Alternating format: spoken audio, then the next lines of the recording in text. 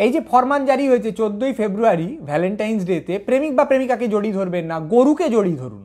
এ কেন? আরে গরুকে, গরু হচ্ছে আমাদের মা। অর্থাৎ বলা হচ্ছে প্রেমিকাকে জড়িয়ে ধরবেন না, নিজের মাকে জড়িয়ে ধরুন। না, এর মধ্যে কেউ কোনো খারাপ ইঙ্গিত খুঁজে বার করবেন না। এটা গ্রিক ট্র্যাজেডি নয়, ইডিপাস রেক্স নয়। ভারতীয়রা শুধুমাত্র পুত ও পবিত্র উচ্চারণ করে। প্রেম কি? প্রেম হচ্ছে অনাত্মীয় একজন মানুষের প্রতি এতটা আকর্ষণ বোধ করা, তার সঙ্গে সম্পর্ক স্থাপনের এমন আকাঙ্ক্ষা বোধ করা যে অনেক লোক রক্তের সম্পর্ককে উপেক্ষা করে তার সঙ্গে হাই হাই করে পালিয়ে যায়, তার সঙ্গে গিয়ে সংসার গড়ে। এ কী ধরনের অসভ্য অভ্যাস! যদিও এর একটা সমাধান ভারতীয় সমাজে আছে, তা হলো সন্তান যার সঙ্গে পালিয়ে গেল, অর্থাৎ তার প্রেমিক বা প্রেমিকা, এদের দুজনকে নিজের বাড়িতে আবার ডেকে এনে কুচকুচ করে তাদের ধর থেকে গলাগুলি নামিয়ে দেওয়া। কিন্তু সে তো সমাধান, সমস্যাকে তো তার মূলে গিয়ে বিনাশ করতে হবে। সেই জন্যই বলা হচ্ছে যে কেন তুমি শুধু শুধু প্রেম দিবস বলে একটা জিনিস পালন করবে, নিজের প্রেমাস্পদকে জড়িয়ে ধরবে? তুমি তোমার মাকে জড়িয়ে ধরো, তুমি তোমার রক্তের সম্পর্ক যার সঙ্গে আছে সেই আত্মীয়কে জড়িয়ে ধরো, অনাত্মীয়কে নয়। তো এবার কথা হচ্ছে, তাহলে সরাসরি নিজের মাকে জড়িয়ে ধরার কথা না বলে গরুকে জড়িয়ে ধরার কথা বলা হচ্ছে কেন? তার কারণ হলো গরু হচ্ছে মায়ের চেয়েও বড় একজন মা। কেন না? মা আর গরু দুজনেই দুধ দিয়ে তোমাকে পালন করেছে বটে, কিন্তু গরু তোমাকে আরো অনেক কিছু দিতে পারে। যেমন ধরো যা গোমূত্র, এই পানীয়ের মধ্যে যে পুষ্টি ও তুষ্টি আছে তার কোনো কিছুতে নেই। আমি একটা সিরিয়াল দেখেছিলাম, হিন্দি সিরিয়াল, সেখানে একজন মেয়ে নতুন বিয়ে হয়ে শ্বশুর বাড়িতে গেল। সেখানে গিয়ে সে দেখে সে রোজ সকালে উঠে কফি খায়, এরকম বদভ্যেস তার। কিন্তু শ্বশুর বাড়ির সমস্ত মানুষ এত উন্নত মানুষ, তারা সকাল উঠে গরম গরম গোমূত্র পান করে। শেষকালে সেও বেশি এই ধর্মটায় দীক্ষিত হলো এবং তারপর সে বুঝতে পারলো যে এই জীবনটা অনেক উন্নত জীবন। তা সকলে তো তা বোঝে না, কিন্তু বোঝানো দরকার।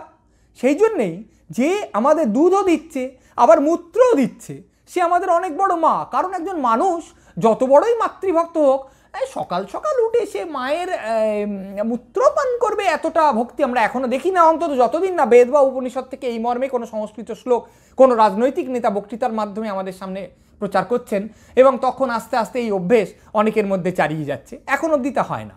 তাহলে যার মূত্রও পান করি, যার দুগ্ধও পান করি, সে আমাদের মায়ের চেয়ে বড় মা, তাহলে তাকে জড়িয়ে ধরা উচিত। কিন্তু এরপরে কিছু প্রায়োগিক ও ব্যবহারিক সমস্যা আছে। তাহলে দুপেয়ে একটা জানোয়ার চার পেয়ে একটা জানোয়ারকে জড়িয়ে ধরবে কেমনে? সে কি দৌড়ে গিয়ে শুধু তার হাঁড়ির মতো মুখখানাকে জড়িয়ে ধরবে? তাহলে শিংটা যদি থুতনিতে ফুটে যায় তখন কি হবে? নাকি গরুকে প্রশিক্ষণ দেওয়া হবে দুপায়ে হাঁটতে এবং দুপেয়ে মানুষকে জড়িয়ে ধরতে? গরু যদিও আমাদের মা, কিন্তু খুব বুদ্ধিমতী মা হিসেবে তো তার পরিচয় নেই। তাহলে এই 14 তারিখের মধ্যে কি এতগুলো গরুকে এরকম প্রশিক্ষণ দেওয়া যাবে, নাকি 1 বছর সময় নেওয়া হবে? নাকি মানুষ যেহেতু তাড়াতাড়ি শিখতে পারে এবং গরুর চেয়ে অপেক্ষাকৃত বুদ্ধিমান জন্তু হিসেবে সাধারণত পরিচিত, তাহলে মানুষ চার পায়ে খড়খড় করে হেঁটে গিয়ে চার পায়ে জন্তুটাকে জড়িয়ে ধরবে? তাহলে মানুষ চার পায়ে দৌড়ে যাচ্ছে এবং আলিঙ্গন করছে, এটা মোবাইলের মাধ্যমে তুলে যখন হোয়াটসঅ্যাপে এবং ফেসবুকে প্রচারিত হবে, তা কি খুব মানুষের পক্ষে চমৎকার দেখাবে? ব্যাপারটা কি খুব শোভন হবে? নাকি সেটা আপাতত চেপে যাওয়াই ভালো? এইগুলোকে আমাদের অত্যন্ত মন দিয়ে ভাবতে এবং চিন্তা করতে হবে। তারপর সিদ্ধান্ত নিতে হবে যে গরুকে কি করে জড়িয়ে ধরা হবে।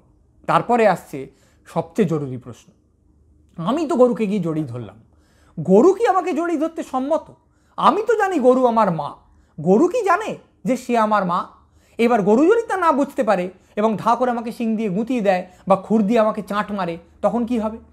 গরু হয়তো মনে করছে যে না, মানুষ আমার ছেলে বা মেয়ে, আমার সন্তান নয়, মানুষ হচ্ছে অন্য প্রজাতির একটা সদস্য যে আসলে আমার শত্রু, যে নিজের বাচ্চাকে দুধ খাওয়ানোর জন্য প্রত্যেক দিন আমার বাচ্চাকে বঞ্চিত করে, যে আমাকে নাকে মুখে দড়ি দিয়ে টানতে টানতে নিয়ে যায় এবং খোঁটায় বেঁধে রাখে, যে আমাকে দিয়ে লাঙল টানায়, যে আমাকে দিয়ে গাড়ি টানায়, সোজা কথায় যে আমাকে অত্যাচার করে।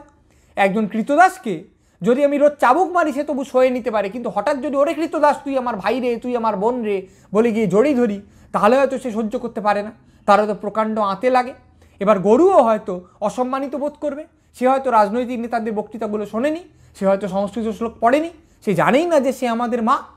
আর যদি এতে গরুর মনে প্রচণ্ড কষ্ট উৎপন্ন হয়, তাহলে ভয়ানক কাণ্ড হবে। কারণ আমরা তো জানি যে মানসিক কষ্ট থেকে মানসিক ভারসাম্য যদি নড়ে টড়ে যায়, তাহলে তার থেকে অনেকগুলো শারীরিক ঝঞ্ঝাট উৎপন্ন হতে পারে। তাহলে এবার হয়তো গরু মনে এত কষ্ট অনুভব করলো এই প্রভুগুলো, এই শত্রুগুলো তাকে জড়িয়ে ধরায়, যে সে যে গোবরটা দিল সেটা বিচ্ছিরি, তাই থেকে হয়তো চমৎকার গোলাকার ঘুঁটে আর আমরা তৈরি করতে পারলাম না, ঘুঁটে হয়তো ক্রমাগত চৌকো হয়ে গেল।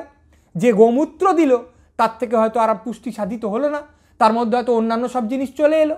সবচেয়ে বড় কথা, গরুর দুধ হয়তো টকে গেল, তখন আমরা দুধ খাবো কী করে, চা খাবো কী করে, কফি খাবো কী করে, ছানা খাবো কী করে, পুডিং খাবো কী করে? সেই ক্ষেত্রে একটা বিরাট বিপদ হবে। তাহলে কি আমরা শুধুমাত্র একটা ইংরেজি শব্দের পানকে নির্ভর করে আপাতত কোনো মতে ব্যাপারটা দিয়ে গলে বেরিয়ে যাব? মানে আমাকে বলা হয়েছে কাউকে জড়াতে, আমি যে কাউকে জড়াবো, জড়িয়ে তারপর বলবো আমি তো কাউকে জড়িয়ে ধরেছিলাম, এবং সেই ছিদ্র দিয়ে আমি কি এই 14 তারিখ অন্তত এবারটার মতন আমার প্রেমিক বা প্রেমিকাকেও জড়িয়ে ধরতে পারি?